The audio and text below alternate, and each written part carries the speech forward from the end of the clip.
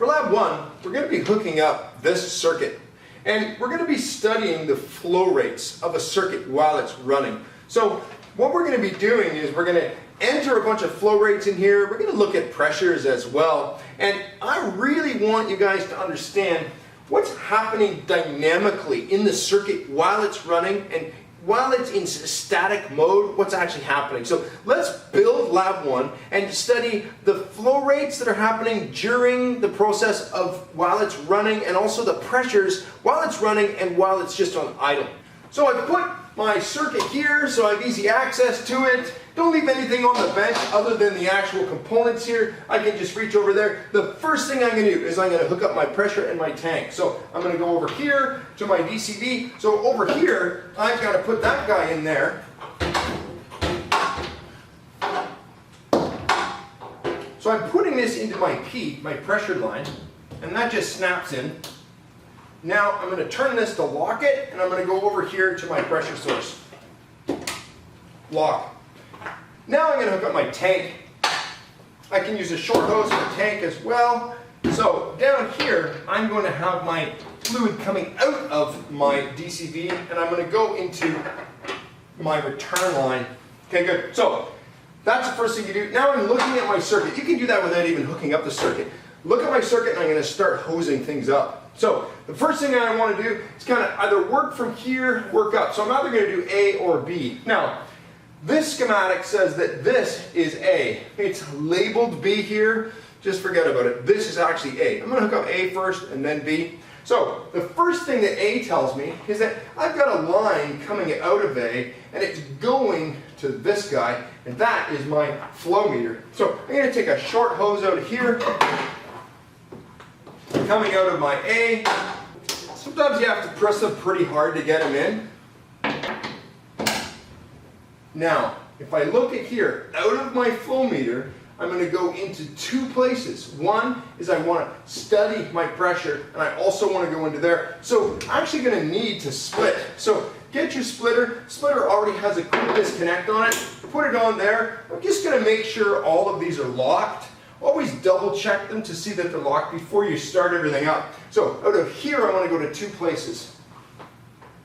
Using a short hose to go into this meter. I'm going to go into my meter first. Doesn't really matter which one you go into. Now I'm going to come into here.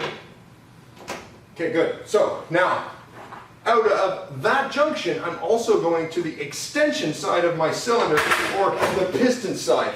So I'm going to come over here, come into there, and I'm going to take this over to my cylinder, where I'm going into my extension side. Good. So now it's A circuit hooked up. Now I want to do B circuit, but you know what? We're also going to be studying the flow rate, not only going into here, but also going into here. So that's telling me the flow rate going into here. I also want to know the flow rate going into here. So what I'm going to do is I'm going to take this line, and I will actually do the short line here. I'm going to take this guy, coming out of my B. Sometimes these guys have a lot of pressure in them, so actually what I need to do is,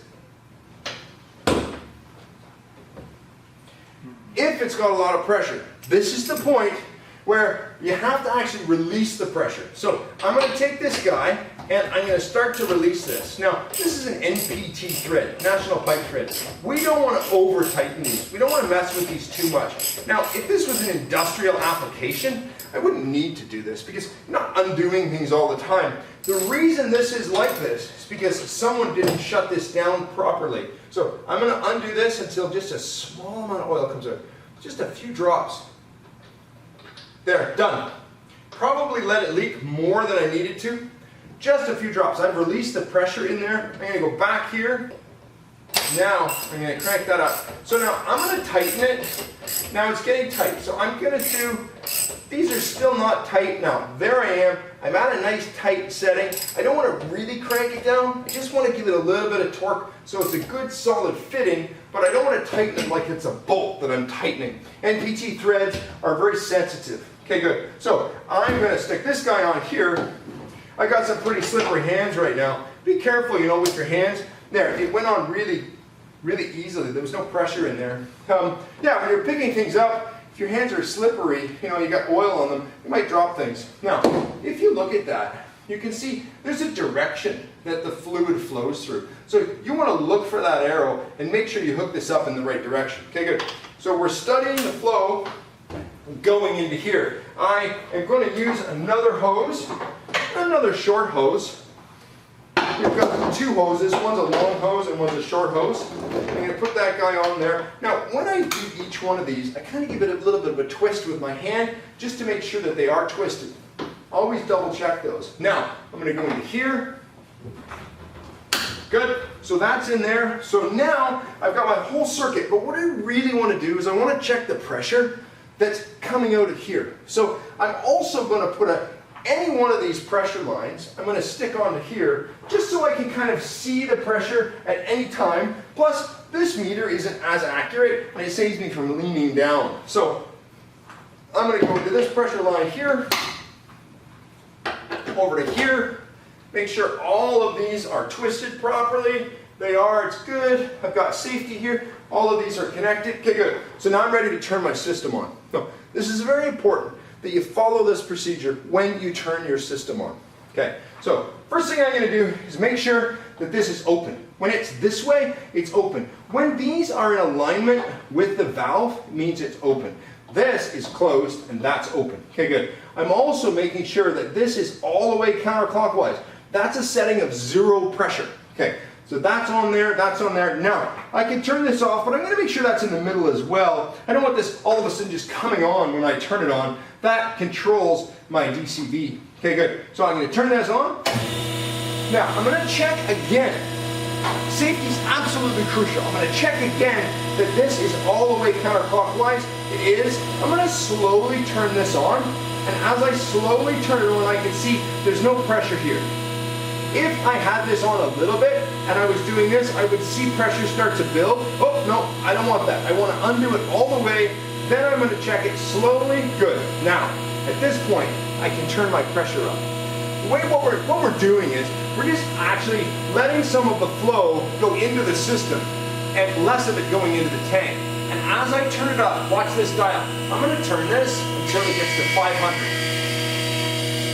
So that's nice, 500, I'm leaving it there. I can also check here, it'll also say 500. Now, I can go ahead and run this. What I want to do is I want to extend it and retract it. Let's take a look at the sheet to see what we have to look at while it's running. First thing I do is study the pressures during the dynamic, while it's running. I know that this is telling me my system pressure. This is telling me the pressure that's going into this line. It's telling me the pressure inside the back of the cylinder and in here, but only while it's running. So it's not running right now, that's why I'm seeing 0.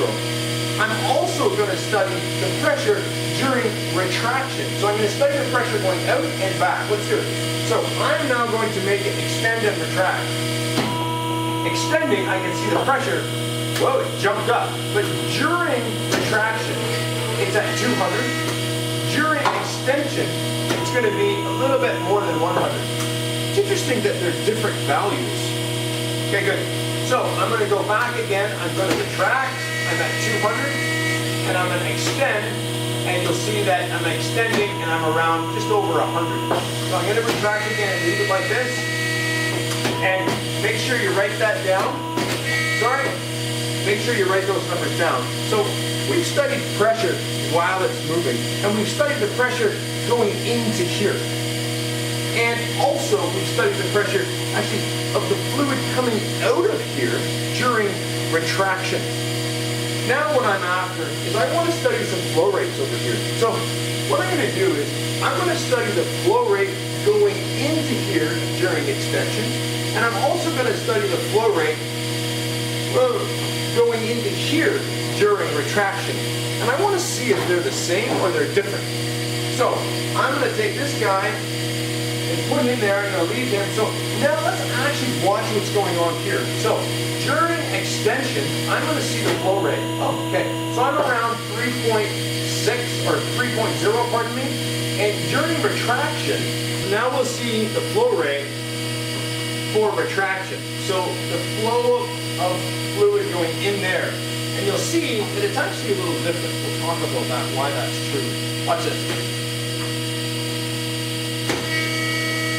So you can see the flow rate was only 2, but before it was close to 3. So let's discover why that's true. If I take a look at the fluid coming out of here, it's going through this meter. There's some kind of pressure drop across that meter, or there's a bit of a restriction here. So there's some back pressure. Also, the fluid has to come out of here and go through this DCB, and there's some back pressure in here as well. So technically, the flow rate should be the same going this way as it is this way, but it's actually a little bit less. And that has to do with the volume in here, which you'll talk about later. But if we were to do this and take this and just cut it and have it go straight to tank, or if I were to take this line out and put it right into my tank, then I would see that the flow rate going in here would be the same because there's no back pressure in here. So write down your numbers here, and then what we want to do is we want to take a look at the pressure while it's not in dynamic, but while it's stopped. So again, this pressure is telling us the pressure in this line during extension. So I'm going to turn it on now, and we can see that we know it's going to be low. So during extension, it's low. When it gets to the end, it jumps up. When it gets to the end, it actually jumps up to system pressure. Now, that will say says 500, and we'll say that says 500. These aren't exactly accurate, but we can see they're pretty much reading 500. And that's because this is stopped. There's no more flow of liquid going through. When there is flow of liquid, the reason the pressure is low is because there's no back force. There's no back force pressing this. It's almost as though it's open to atmosphere to some degree. And we can see that the pressure is low also during retraction and during extension. But when it gets to the end, it goes to 500. When it gets to the end here, it's not actually going to go to 500 because we're not studying the flow rate. We're not studying the pressure in here. We're studying the pressure in here. So right now, the reason there's no pressure in here is because this is technically open to the tank.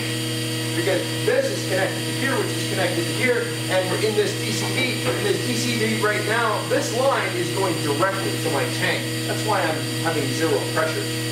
So I think you guys have an understanding of the dynamics and the pressures. I need you just to kind of document that and write it down, and then you can move on. But before we move on, we have to learn how to shut this down properly. It's very important to shut this down properly. I'm actually going to put this on A, which it is on A already. So if it's extended, I don't want to shut it down. I only want to shut it down when it's fully retracted. Now, this is the process of shutting it down. I'm going to lower the pressure in the system, but more specifically, I'm going to make sure it's on A when I do it. I'm going to lower the pressure in my system. Now I'm going to open this straight up. So now I've got this fully to tank. Now I can go ahead and put this into my neutral position and shut it off. So now you guys are experts at Lab 1, and you can go ahead and hook it all up and study this for yourself.